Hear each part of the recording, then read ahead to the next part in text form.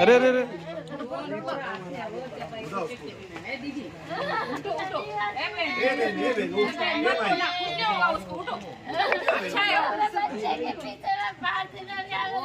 है, दूसरे दवाखाने में ले जा रहे हैं। उसका सांस चढ़कर जवान हो गया है, उसको क्या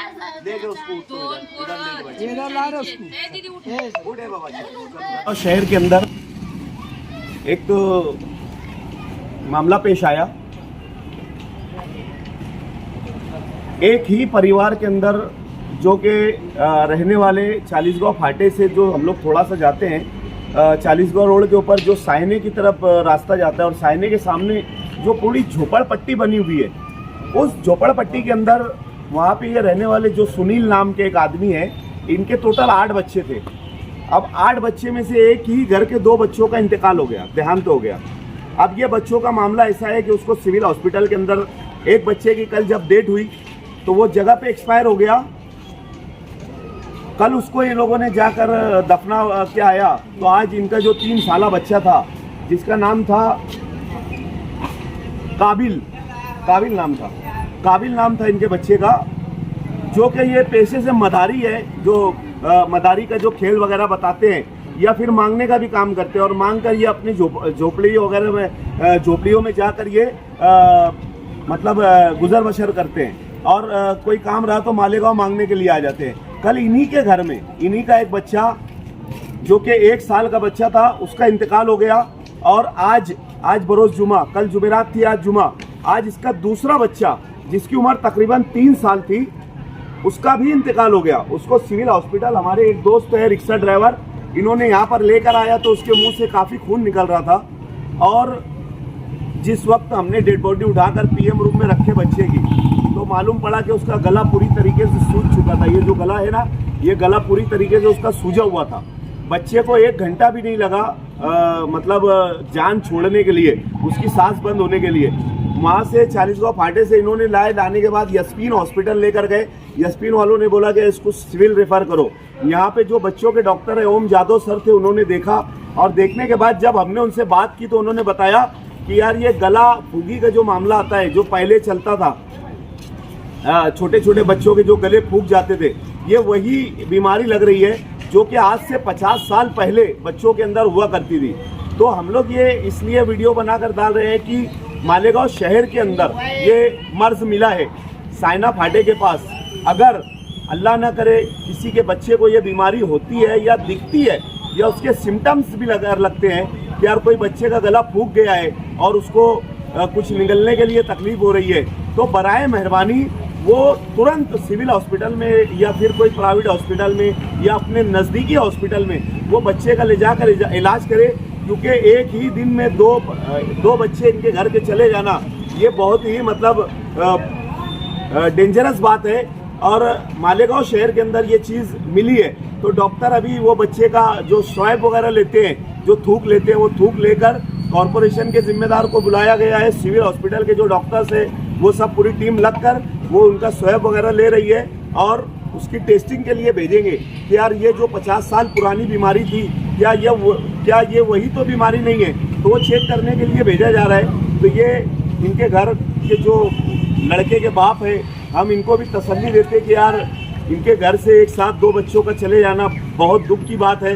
जो भी वहाँ यहाँ पर इनको कानूनी मदद लगेगी, हम लोग सब हमारी पूरी टीम के लोग लगकर अभी उनकी मदद कर रहे हैं और जैसा भी होगा पीएम वगैरह करवाने के बाद डेड बॉडी निकाल कर हम लोग इनके ताबे में दे के और इनके साथ वहाँ पर जाके जो भी उसका प्रकरण वगैरह होगा, जो भी इनको गरीब आदमी है, इन लोगों के पास खाने के भी बहुत मसाइल रहते हैं, तो जाकर इनके साथ लग के इंशाल्लाह हम लोग जैसा रहेगा या दूसरे बच्चे की भी हम लोग तदफीन वगैरह करने में इनकी मदद करेंगे। क्या नाम है तुम्हारा, बोलो ना। अच्छा, क्या कर रहा था बच्चा, कैसे? बच्चा को रुचि था और दवा गोली भी दी, इसको सालों का दूध भी पिलाए तो उसको आराम भी नहीं गिरा और ऐसे क्या जाने क्या हो गया, फिर अचानक ऐसे बढ़ते बढ़ते बुखार भी था उसको। कितने दिन से हो रहा था इनको ये तकलीफ गले में? 2-3 दिन से हुआ था। 2-3 दिन से उनको जो छोटा बच्चा 1 साल का था उसको कितने दिन से हुआ था? उसको भी 2-3 दिन से हुआ था, छोटे बच्चे को। दोनों साथ में बीमार पड़े ना? अच्छा, हाँ तुमने नहीं तो बता दो थोड़ा कहानी से। इनका फोन आया था मेरे को, बोले अभी भाई गाड़ी लेके आओ, आटे पे मेरा लड़का बीमार है। मैं ले गया यशविन दवा खाने में, यशविन दवा खाने वाले ने सिविल में भेज दिया, तो सिविल में लाए, हमने यहाँ पे एडमिट किया डॉक्टर के पास, तो 1 घंटे बाद उसका इंतकाल है। ठीक है, हम लोग मदद करते। आप लोगों ने सुना कि ये बुजुर्ग ने अभी आप लोगों से क्या कहा। आप देखो, मालेगांव शहर में नए तरीके का फ्रॉड शुरू हो गया है। जो ऑनलाइन फ्रॉड हुआ करता था, हम लोगों ने काफ़ी लोगों को समझाने के बाद, यूट्यूब पे आके बोलने के बाद, अब लोग नए तरीके का फ्रॉड कर रहे कि मालेगांव शहर के अंदर एक आदमी जिसकी काफ़ी बड़ी दाढ़ी थी, टोपी पहना हुआ था, ये बुज़ुर्ग से मिला और इनसे मिलने के बाद उन्होंने कहा कि हमारे पास कुछ ब्याज का पैसा आता है, तो हम वो ब्याज का पैसा आपको देना चाहते हैं। तो ये बुज़ुर्ग ईमानदार थे, इन्होंने कहा कि यार ब्याज का पैसा हमको नहीं चलेगा। तो बोले फिर तुम्हारे पास अगर कोई हो तो उसको बताओ, हम ये हमारे पास जो 50,000 है और 30,000 है, ऐसा 80,000 हम उसको देना चाहते। तो इन्होंने कहा कि मेरी लड़की है जो बेवा है और वो 4 बच्चों की माँ है, तो आप चलो उनको दे दो। तो अब ये सीधे आदमी है, पावरलूम मजदूर है, गरीब आदमी है, इनको कुछ समझता नहीं। इन्होंने कहा कि यार मैं उसको बुला लेता हूँ यहाँ पे। तो बोला कि यार तुमको कुछ पैसा पहले देना पड़ेगा, ऐसे ही ना, कुछ पैसा पहले देना पड़ेगा। तो उसने 30,000 इनसे मांगा। तो इन्होंने कहा कि मेरे पास इतना पैसा नहीं है। तो बोले बैंक के अकाउंट में पहले वो लगाना पड़ेगा, जब उधर से वो पैसा आएगा। तो अब इन्होंने क्या कहा कि यार मेरे पास इतना नहीं है। बोले जितना उतना मंगा कर दे दो। एक मस्जिद के पास उसने लेकर गया, और मस्जिद के अंदर, क्या नाम था मस्जिद का? मस्जिद सरदार नगर में है, मस्जिद या वहीं पे अच्छे का नमो होगा, नमो नहीं याद है। सरदार नगर में एक मस्जिद है, मस्जिद के पास लेके गया और बोला कि मस्जिद के लॉकर के अंदर पैसा, अंदर जो तिजोरी होती है उसके अंदर पैसा रखा हुआ है। इन्होंने क्या किया, इनकी बेटी को फ़ोन लगाए, और बेटी को फ़ोन लगाने के बाद बोले कि यार बेटा ये ऐसा ऐसा मामला है, तेरे पास कुछ पैसा पड़ा होगा तो ले क्या। तो उसने क्या करी, बच्ची ने, इनकी लड़की ने 10,000 रुपया लेकर आई। और इनकी जो घर वाली थी, बाबा ने उसको फोन लगाया और उससे 5,000 रुपया मंगाए। ऐसे 15,000 उसको ले जाकर दे दिए। अब उसने क्या किया, 15,000 रुपया लेकर उनको ये कार्ड दे दिया। बोला कि ये मेरा कार्ड है, ये मेरी ऑफिस का एड्रेस है, मैं चाबी लाने जा रहा हूँ, मैं चाबी लाने के लिए जा रहा हूँ। बोले और तुम लोग यहीं खड़े रहो, मैं पैसा लेकर आऊँगा, थैला भी मंगा रहे, और गेहूँ चावल का थैला भी मंगा कर दूंगा, और पैसा भी मंगा के दूंगा। तुम्हारी लड़की को 50,000 दूंगा, और तुम्हारी औरत को 30,000 रुपया दूंगा। ऐसा बोलकर ये आदमी के साथ, जो दिन रात 500 रुपया, 300 रुपया, 200 रुपया ये पावरलूम में कमाते हैं, ऐसे इंसान से उसने 15,000 रुपये का फ्रॉड करके लेकर चला गया। अभी मैं वो फ्रॉड करने वाले को ये मैसेज देता हूँ कि अगर तू मुसलमान है तो कम से कम अल्लाह उसके रसूल का खौफ कर कि ऐसे इंसान से तूने 15,000 रुपये लेके गया। क्या जो बेवा औरत है और उसका बाप भी बेचारा ऐसा है कि जो सही तरीके से कमा भी नहीं पाता, तो ऐसे इंसान से तूने 15,000 रुपये का फ्रॉड किया। जरा हमारे जैसे लोगों से फ्रॉड कर, जब तेरे समझ में आएगा और तेरी समझ बना देंगे। लोगों से आके मिल और हमारे साथ फ्रॉड कर, फिर हम तेरी समझ बनाते। ये गरीब का पैसा लेकर बहुत ज़्यादा दिन तक तू खाएगा पिएगा नहीं। मैं तेरे को ये मोबाइल के ज़रिए मैसेज देना चाहता हूँ, अगर मालेगांव में अगर कोई भी इस तरीके का फ्रॉड करते हुए पकड़ा जाए, या अगर कोई फ्रॉड कर रहा है, तो वो हम लोगों से आकर उसको लेकर आए डायरेक्ट हमारे पास। हम फिर उसके पिछवाड़े में पेट्रोल मार के उसकी समझ बनाएंगे कि ऐसे लोगों के साथ तेरे को फ्रॉड करने का मकसद और मतलब तेरे को तेरी समझ बनाएंगे हम लोग। और अगर उसकी वीडियो, बाबा का ऐसा बोलना है कि उसकी वीडियो हम लोग आई भी है, कहीं पे है, अभी हम लोग जाएंगे इनके साथ सरदार नगर में, तो अगर वो वीडियो हम लोग इसके साथ लगाकर वायरल करेंगे, जो कोई भी अगर इस हरामी को जानता पहचानता हो तो खुदा के वास्ते इसको हमारे पास लेके आए, फिर हम लोग इसको देखते हैं कि इसके साथ क्या करना है। बाबा मैं तुम्हारे साथ चलता हूँ अभी, है ना भाई। क्या कहेंगे कि कल बीजेपी तरफ से एक पत्रकार परिषद ली गई, वहाँ पे मालेगांव में बहुत बड़ा लैंड जिहाद का स्कैम चल रहा है।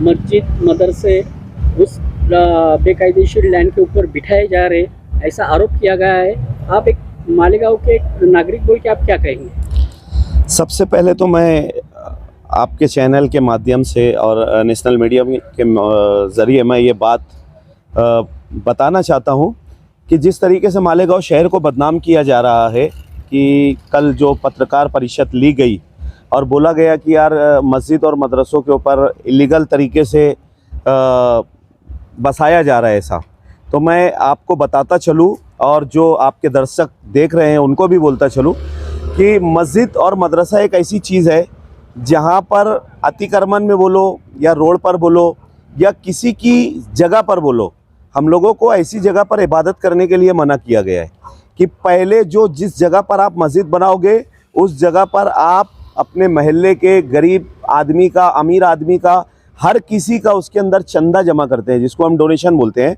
कि ये डोनेशन जमा करे। वो डोनेशन जमा करने के बाद हम लोग उसकी ज़मीन खरीदते हैं और ख़रीदने के बाद जब उस पर ज़मीन के ऊपर तामीर करते हैं तो वो तामीर करने में भी हम लोगों का पैसा इस्तेमाल करते हैं।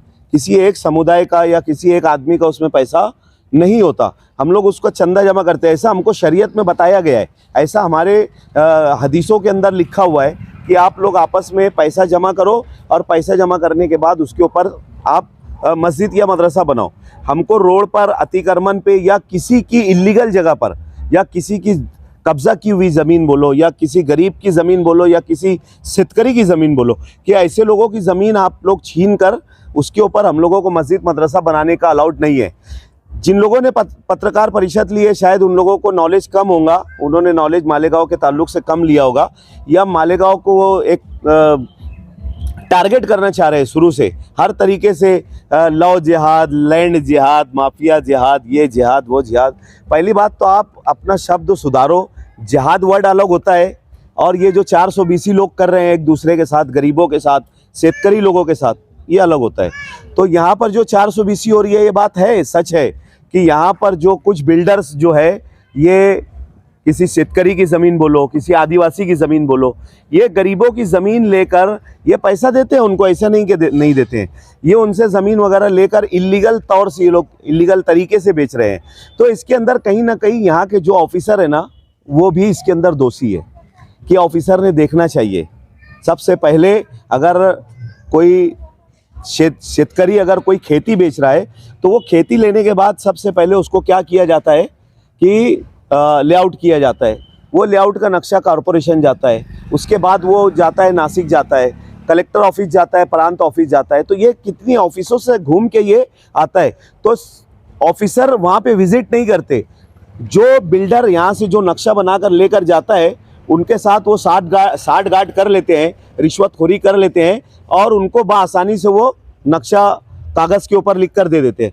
अब वो जो बिल्डर्स होते हैं ना वो वहाँ जाते हैं और वो काला पीला करते हैं। कभी कोई कॉरपोरेशन का अधिकारी या कलेक्टर ऑफिस का अधिकारी या प्रांत ऑफिस का अधिकारी कभी आके वहाँ विजिट नहीं करता कि आप लोगों ने किस तरीके से यहाँ पे लेआउट किया है। इसके लिए आप देख लो मालेगांव के अंदर 10-10 फुट की गलियाँ, 5-5 फुट की गलियाँ जो नहीं होना चाहिए उस तरीके से यहाँ पर अतिक्रमण बोलो या वो गलियाँ बोलो कि जैसे अगर ये 60 फीट का रोड जा रहा है तो अगला गट अगर कोई गिराता है ना तो वो गट के अंदर ये रोड को ले जाकर बाकायदा जोड़ा जाता है। दूसरी सिटियों में हम देते हैं, सिटी सर्वे के अंदर भी ये मामला आते हैं कि एक गट अगर यहाँ से जा रहे वो 30 करोड़ दे रहे हैं तो बाजू के गट को भी 30 करोड़ छोड़ना चाहिए।